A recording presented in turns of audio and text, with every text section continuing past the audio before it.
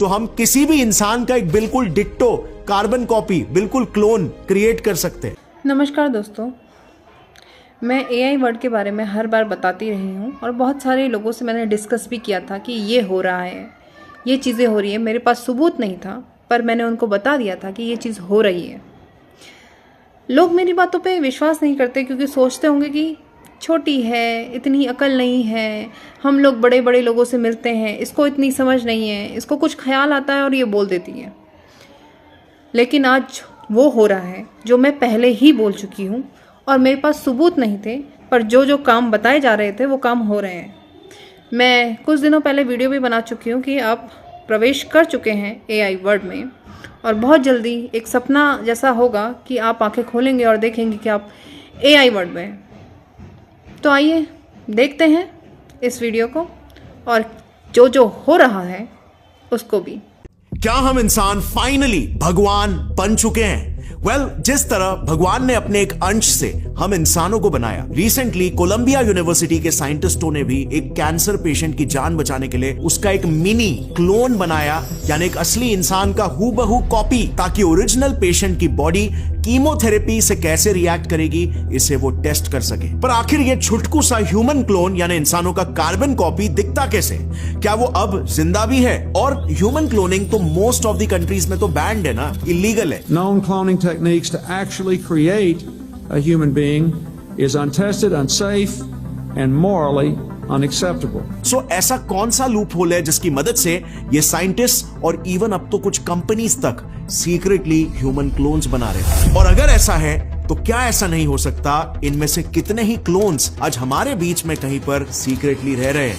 अब नई बैटरी आ रही है, मिनिएचर न्यूक्लियर बैटरी। क्या है ये बैटरी?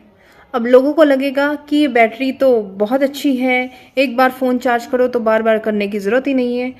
पर अभी ये आपको फ़ायदा करके दिखाया जाएगा। जैसे कोविड के वैक्सीनेशंस थे, आपको बोला गया था आप उससे अच्छा ट्रीटमेंट मिलेगा, आप स्वस्थ रहेंगे और लंबा जिएंगे, पर पता चल रहा है उसकी वजह से हार्ट अटैक आ रहे हैं। बहुत सारी चीज़ें जो हमारे सरकार ने ज़बरदस्ती हमको इंजेक्शन लगाए थे और सुप्रीम कोर्ट में बोल रही थी कि हमने किसी को ज़बरदस्ती इंजेक्शन नहीं लगाए, जबकि हर एक इंसान जानता है कि उनको ये इंजेक्शन ज़बरदस्ती ही लगे गए हैं।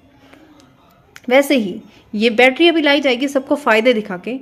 ये बैटरी एआई रोबोट्स के अंदर डाली जाएंगी, ह्यूमन रोबोट्स के अंदर डाली जाएंगी।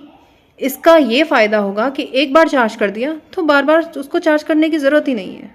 बैटरी जब ख़त्म ही नहीं होगी तो फिर वो कंट्रोल में नहीं आएगा।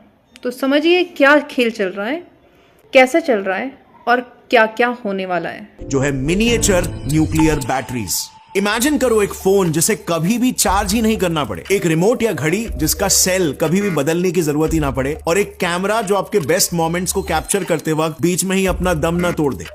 गेस व्हाट, अगले 4 से 5 सालों में ये एक्चुअली पॉसिबल हो सकता है। एक चाइनीज कंपनी है Beijing beta volt new energy technology limited करके, उन्होंने एक ऐसी न्यूक्लियर पावर्ड बैटरी बनाई है जो है तो किसी सिक्के जितनी छोटी, लेकिन वंस मैन्युफैक्चर्ड वो बिना किसी चार्जिंग या मेंटेनेंस के अगले 50 सालों तक आपके डिवाइसेस को चार्ज रख सकती है। बस हाल ही में ही वर्ल्ड न्यूक्लियर एसोसिएशन ने भी इसे अपने ऑफिशियल लिंक्डइन हैंडल पर प्रमोट किया था। Looking at which Beijing Betavolt people are positive, वो साल 2025 तक इन न्यूक्लियर पावर्ड बैटरीज को मार्केट में उतारना शुरू भी कर देंगे। तो साल 1996-97 में जब पहला क्लोन्ड जानवर डॉली द शीप सबके सामने आया तो कुछ साइंटिस्ट तुरंत इसी क्लोनिंग टेक्नोलॉजी को इंसानों पर भी टेस्ट करना चाहते थे। उनका मानना था कि वो इस टेक्निक से इनफर्टाइल कपल्स की मदद कर सकते हैं। इसी बीच फिर एक अमेरिकन क्लोनिंग कंपनी क्लोनेड का जन्म हुआ और उसने तुरंत डॉली के लिए इस्तेमाल की गई cloning technique somatic cell nuclear transfer को इंसानों पर भी यूज करना शुरू कर दिया।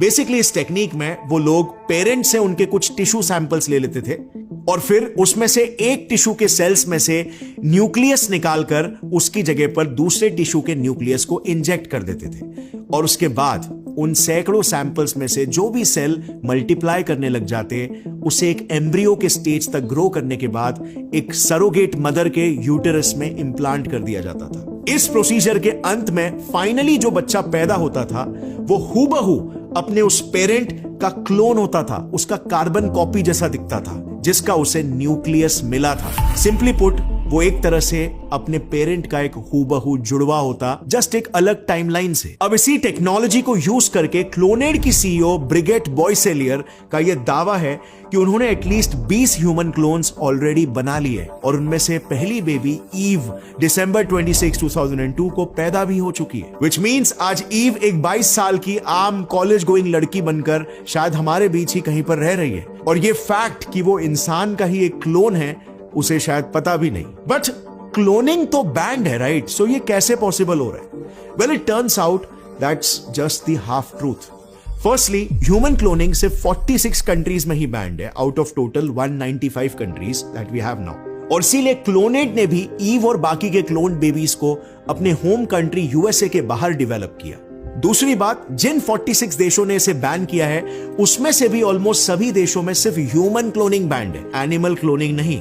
यानी कि एनिमल्स पर क्लोनिंग के ट्रायल्स करके क्लोनिंग टेक्निक को पॉलिश करना जोरों शोरों से सभी देशों में चालू है। इनफैक्ट आपको शायद पता भी नहीं होगा, पर आज के समय में कई सारे फॉरेन सेलिब्रिटीज अपने पेट्स के आखिरी समय में उनके टिश्यू के सैंपल्स कलेक्ट करते हैं और उन्हें US based ViaGen Pets, China based Sinogene या फिर South Korea based Sooam Biotech को सेंड करते हैं, and then within just 2 to 3 months उनके मरे हुए पेट के क्लोन्ड पपीज उनके घर पर डिलीवर कर दिए जाते हैं। यानी कि आज के तारीख में हम क्लोनिंग में इतने आगे बढ़ चुके हैं कि अगर ये बैन पूरी तरीके से हट जाए तो हम किसी भी इंसान का एक बिल्कुल डिट्टो कार्बन कॉपी, बिल्कुल क्लोन क्रिएट कर सकते हैं। इनफैक्ट शुरुआत में मैंने कोलंबिया यूनिवर्सिटी के जिन साइंटिस्टों की बात की थी जिन्होंने कैंसर पेशेंट का एक मिनिएचर क्लोन बनाया था, वो हमारी इसी ह्यूमन क्लोनिंग एबिलिटी को दर्शाता है। इस रिसर्च के लीड साइंटिस्ट प्रोफेसर गॉर्डाना वुंजुक नोवोकोविच और उनकी टीम ने सबसे पहले 4 सेपरेट कंपार्टमेंट्स में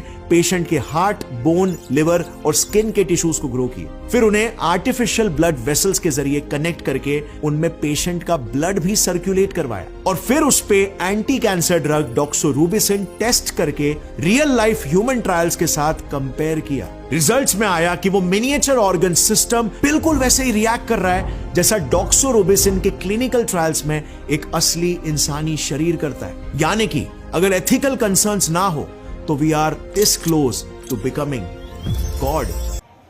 तैयार रहिए अपने आगे के फ्यूचर के लिए और good luck for your future.